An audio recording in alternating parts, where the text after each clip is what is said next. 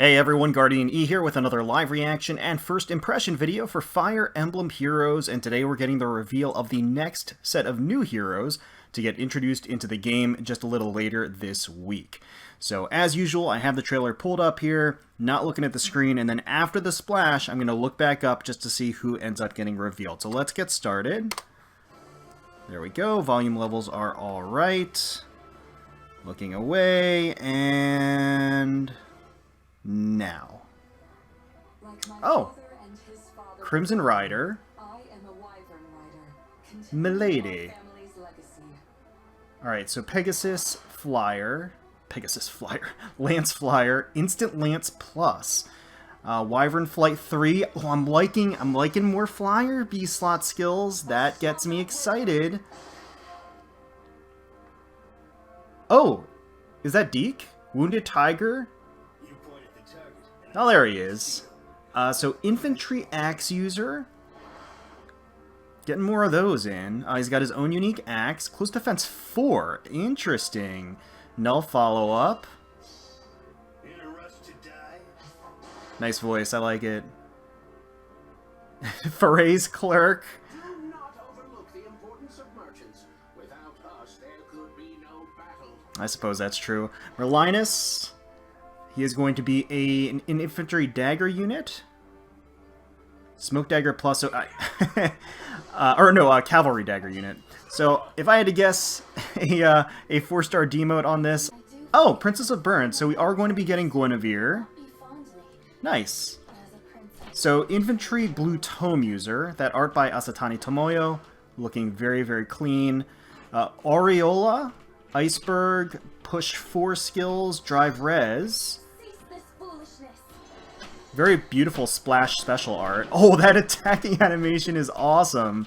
Wow, okay. Final story chapter. So this does mark the very end of Book 4, Reality. And let's see who is anybody else going to get revealed here? I didn't see anybody, but we'll take a closer look when it rolls around again. So new heroes are here, and of course it's going to, because it's a new hero banner, have the sparking system. 40 summons in, you get 1 guaranteed. And then I just want to take a closer look here to see who the demote is going to be. So Merlinus, Pherae's Clerk, is also available as a 4-star focus. No surprises there. So starting on the 16th of November and currently without an end date, probably going to extend the entire month, we have the new banner, Princess of Bern, appropriately titled. We're getting a Binding Blade banner of new heroes. So that's great. Well, let's rewind, take a closer look at these heroes, take a closer look at their skill sets, as well as their art, to make a determination as to, in my personal opinion, whether or not I think it's worth summoning for, and whether or not I will be summoning for it. So let's get started. Alright, so here is that splash. Okay. Like my father and his father before him, I am a Wyvern Rider. So Melady, it's probably Melody, is going to be a Lance Flyer, and she looks the part, certainly. I do like the color scheme that she's got. She has kind of a almost mauve look to her gloves and her skirt, and then she's got sort of this, you know, crimson armor adorned and lined with the gold detailing, which is really nice.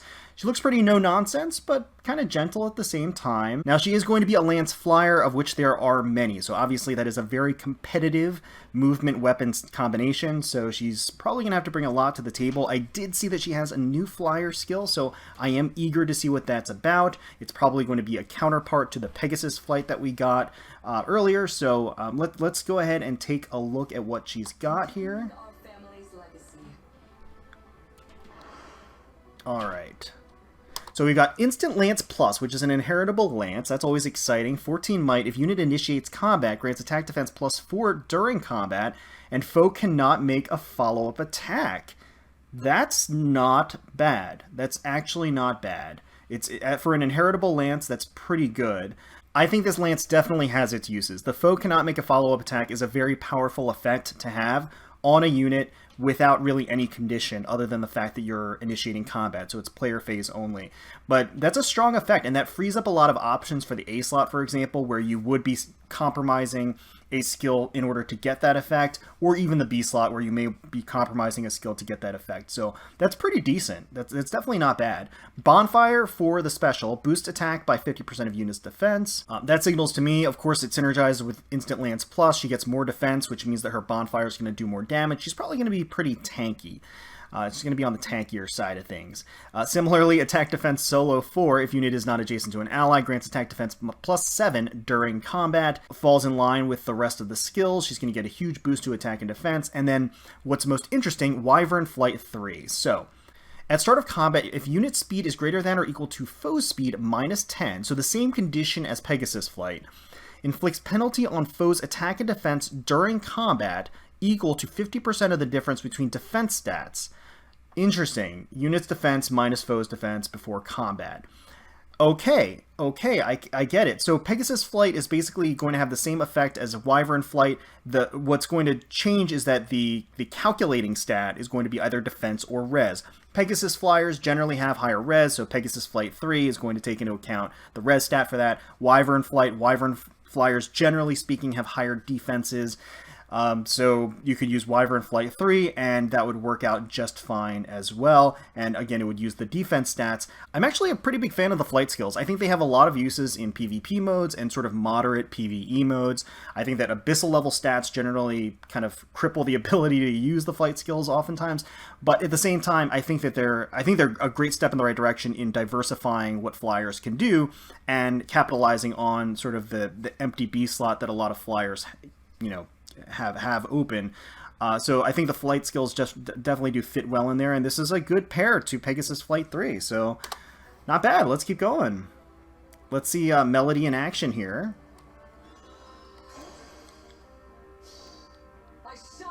There she goes. She shall not waver. I like the finesse of kind of the pirouette that she's doing, kind of spinning on one leg, has the one leg lifted. It's a dynamic pose. She's got the full swing with the pent-up energy behind her. It looks really, really nice. Let's keep going. Yeah, and that's a lot of damage on that bonfire. So here is the wounded tiger, Deke. There we go. He's a big and beefy man. Look at him. I have to admit that I'm getting some Roronoa Zoro vibes here. For any One Piece fans out there, the likeness is pretty uncanny. But he looks awesome. I mean, he's obviously fit in shape, super beefy. I mean, the man service is on display. He looks great. I mean, he really does. And the art, Mikuro did an awesome job on the art. I think it's a great representation of him. And certainly while he looks pretty imposing and powerful, at the same time, he has this cadence to him that's very casual and approachable. He's got kind of a smirk to him. He's got welcoming eyes, and he has the hand on his neck as he's kind of like scratching the back of his head. Yeah, so I think they did a great job in kind of capturing him as a whole here. Let's keep going and see what his kit is. I'm a professional. All right. Let's pause. So Tiger Roar Axe is going to be a 16 might weapon.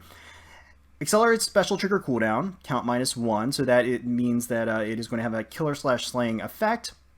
If unit initiates combat, or if unit is within 2 spaces of an ally, that is a very generous condition. Grants attack speed defense res +5 during combat. And also, at start of combat, if foe's HP is 100%, unit makes a guaranteed follow-up attack. That is a beast of a weapon. 16 might. Killer slaying effect is amazing. And if he's player phasing, or if there's an ally within 2 spaces, which is such an easy condition to meet, he gets +5 to all of his stats in combat buff, which again is very difficult to negate in any fashion. And basically, if he's attacking into somebody that has full health, he makes a guaranteed follow-up attack. That is definitely a beastly powerful combination of things on that weapon. Luna for the special, a cooldown count of 3, treats foes defense and res as if reduced by 50% during combat. Close defense 4 for the A slot. So this is curious. I'm curious about the tier 4 of this skill. If foe initiates combat and uses a sword, lance, axe, or dragonstone, or beast damage, grants defense res +8 and neutralizes foes' bonuses during combat. All of their bonuses. Is that right? From skills like, yes. Wow, that's actually, that's pretty good. That is pretty good. So he already gets the automated follow-up attack from Tiger Roar Axe. Again, he gets that if the foe has 100% HP. Close defense 4 just essentially make sure that he takes a lot less damage overall from no matter who is attacking him from melee range, whether it's a dragon or whether it is a physical-based attack. So +8 to both defensive stats, that is very good. That is a huge upgrade from Close Defense 3 and a much-needed one.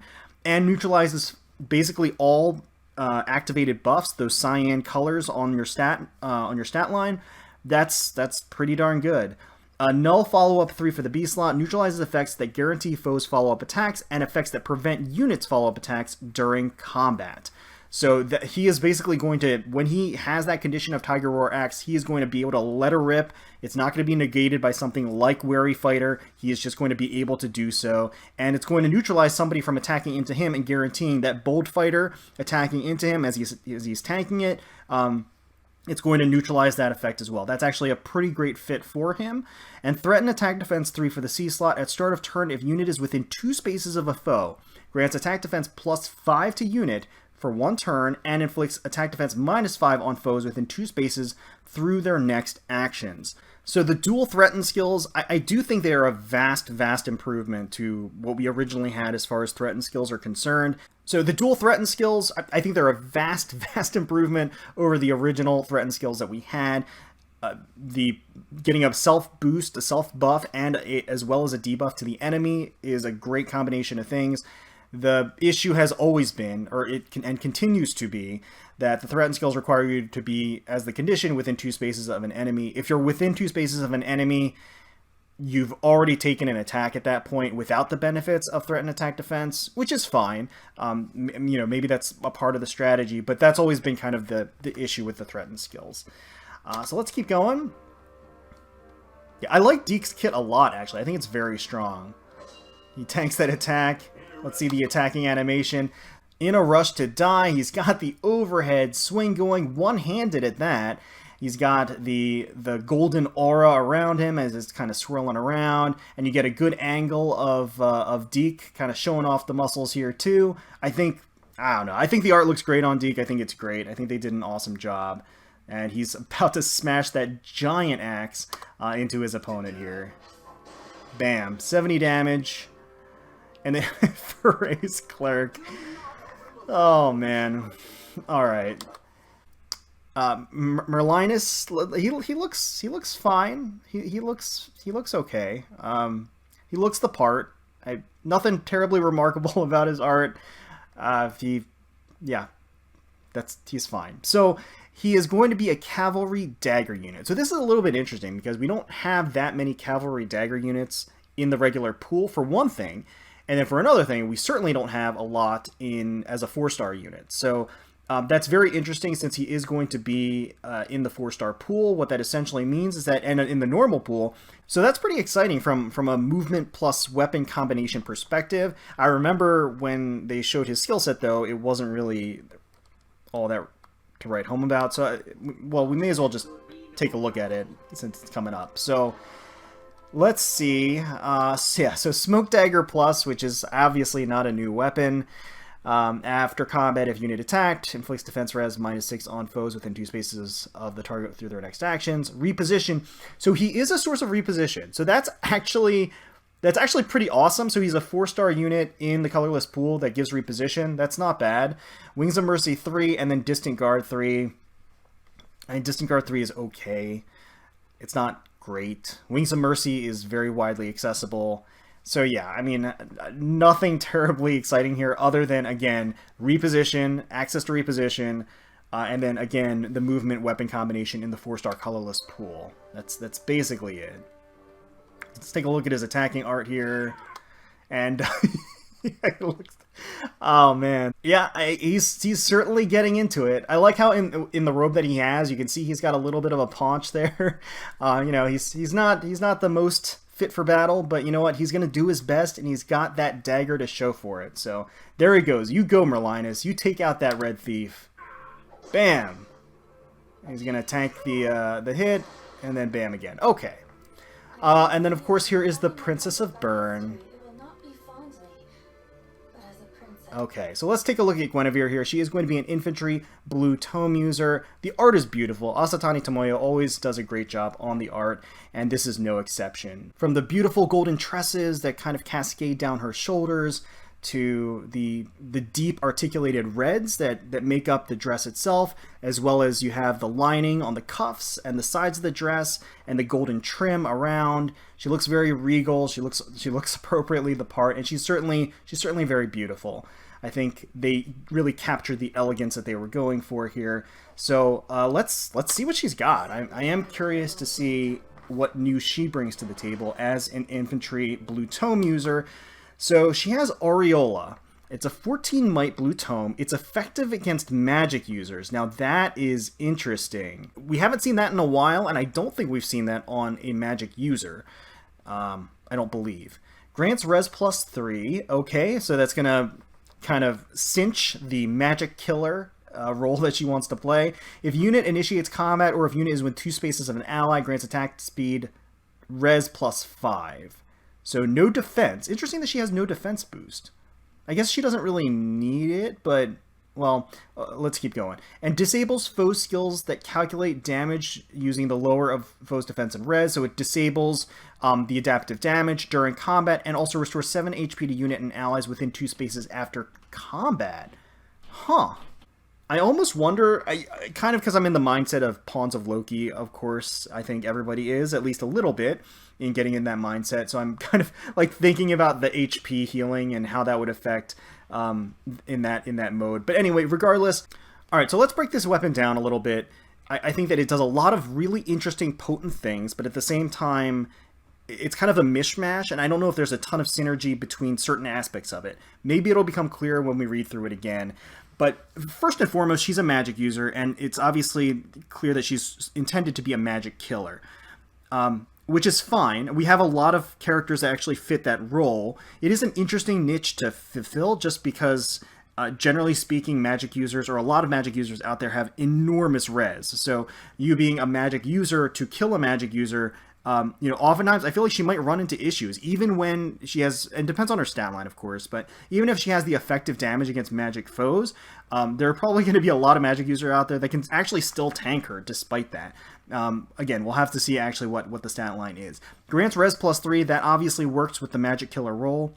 If unit initiates combat or is within 2 spaces, so again, that really, really easy condition to meet. She gets plus 5 to attack speed and res, that's very, very good, and disables adaptive damage. So that's a little bit interesting. That kind of means that she's intended to be more of a dragon killer, so she's probably going to have pretty high res, and she's going to want to take advantage of that res when she attacks into a dragon to be able to tank the distant counter attack. Or, if she is going to have tank and attack physically, not physically, but melee range, then she's going to want to be able to use her res to tank that. And also restores 7 HP to unit and allies within 2 spaces after combat. So that obviously works with the condition of being within 2 spaces of an ally, and 7 HP is pretty good. So it's just kind of weird because it feels like she fits 3 different weird divergent roles here. It's like, magic killer, and then at the same time she has some ploys against dragons, and then she also has kind of a support healer role. Not exactly a support healer role, because she heals herself. So the fact that she heals allies around her is sort of a residual effect. The fact that she heals herself is actually really great. Like if she heals herself essentially after every combat that she initiates into, which is pretty awesome. And also that's going to help because she's going to have higher res. And if she's initiating against a dragon and she tanks an attack back, she's going to use her res because they're not going to have adaptive damage, and then potentially she could heal back depending on what her res stat is. So yeah, it works. It's just a little, I feel like it's a little mishmashy, but that's not a bad thing necessarily. That just means that she can fit a lot of different roles potentially. Iceberg for the special, boosts damage by 50% of units res. Attack res push 4. At start of combat, if unit's HP is greater than or equal to 25%, grants attack res plus 7, but after combat, deals 5 damage to unit if unit attacked. So I love the push skills. I think they're excellent. And for her in particular, she's going to heal back after every initiation. So because of that, the dealing 5 damage to the unit that the push skills affect on her, that's basically going to be negated by the healing effect of Aureola. Lull attack res 3, inflicts attack res minus 3 on foe and neutralizes foe's bonuses to attack and res. Those activated buffs on attack and res, that is basically perfect for her. That's going to make sure that she does a lot less, or that she takes a lot less damage, which she wants because she wants to be able to heal back, and that she's going to do a lot more damage by inflicting the debuff on the enemy res. C-slot Joint Drive Res grants Res +4 to all allies within 2 spaces during combat, and if unit is within 2 spaces of an ally, grants Res +4 to unit during combat. So in-combat buffs are great. No other condition as far as movement or weapon type, so she can basically plop herself on any team and then get that +4 res boost, which isn't bad, and obviously, you know, fits in with the rest of her roles. So I'm liking the synergy with the push skill and the Aureola healing. Her weapon ultimately does a lot of different things, but at the end of the day, her role is going to essentially be a magic killer. And, you know, it is important to note that it's not just player phase, it's also on enemy phase. I think she's probably going to have a pretty formidable res stat. She's got that iceberg there too, sort of indicating that she will. So that being the case, she's going to be both a player phase and enemy phase magic killer. She is a blue tome user, which means, you know, she may have certain issues against certain green tome users out there, but at the same time, you know, she has the effective damage, she has the boosts to her res, she has the nullification of the enemy buffs, she has buffs to herself. As a bonus, she has the kind of the self-sustain for the push 4 skill and the Aureola healing. Again, it's just a residual effect that she heals her allies, but really the fact that she has that self-sustain is, I think, what's more important.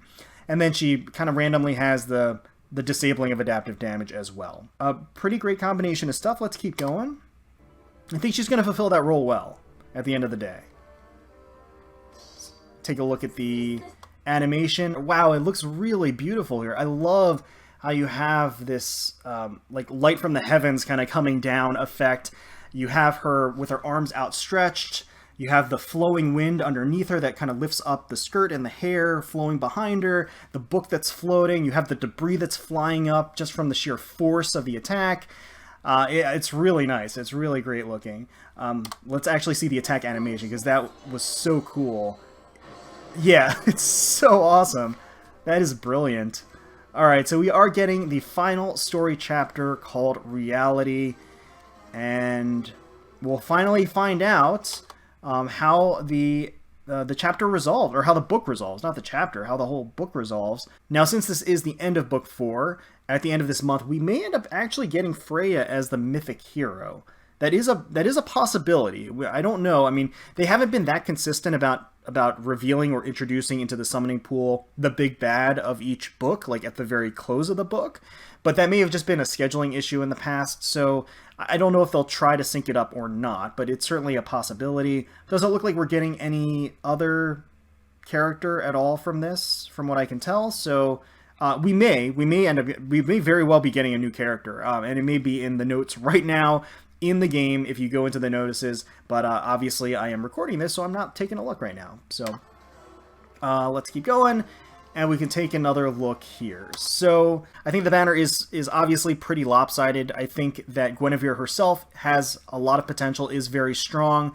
I think that Deke is also quite the bruiser. I think that he has a lot to offer as well. And then you kind of, that's where it kind of gets a little more hit or miss. I think Melady has that new flight skill, which I think is solid, but at the same, and as well as the weapon. The weapon has, I think, some potential uses as well. But against Lance Flyer, I don't know what her stat line is going to be, but it's going to be highly competitive. Certainly, fans of the character will be able to build her, but I think beyond that, I don't think there's a ton to really look forward to as far as the skills are concerned. I think she looks great. And then you have Merlinus, who I don't think anybody should be summoning for. I don't know why you would, unless you're a big fan of Merlinus, and I apologize in advance if that's the case, and I'm mocking him is making you upset. But doesn't have a very remarkable kit. He's going to be a 4-star unit. Don't know what his stat line is going to be, but he is a cavalry dagger unit, which is a unique combination, a relatively unique combination. And that's about it. He has reposition, and so that is another source of reposition for us going forward. I think that's basically how I look at him. So for me personally, I think I'm going to stick to the summon tickets. I think I'm going to stick to the poverty pulls. We'll probably go in for Guinevere and Melody potentially with those tickets and free and discounted summons. And fingers crossed, I can get one or two of them. If not, then I'm not gonna sweat it. I think really that's going to be the game plan. But let me know in the comments below if you're excited for these units and which unit you're excited for, who you're going to be summoning for. Are you going to go to the Sparking, the Pity, the Mileage to end up getting one of these guaranteed or not? Hopefully you all enjoyed the video. If you did, please feel free to leave us a like, comment, and subscribe to the channel for more Fire Emblem Heroes content. We thank you all so much for watching and for taking time out of your day to spend with us. We really, really do appreciate it. Certainly hoping you're all staying safe, healthy, secure, and united out there. And wishing the very, very best for you, your family, and your friends.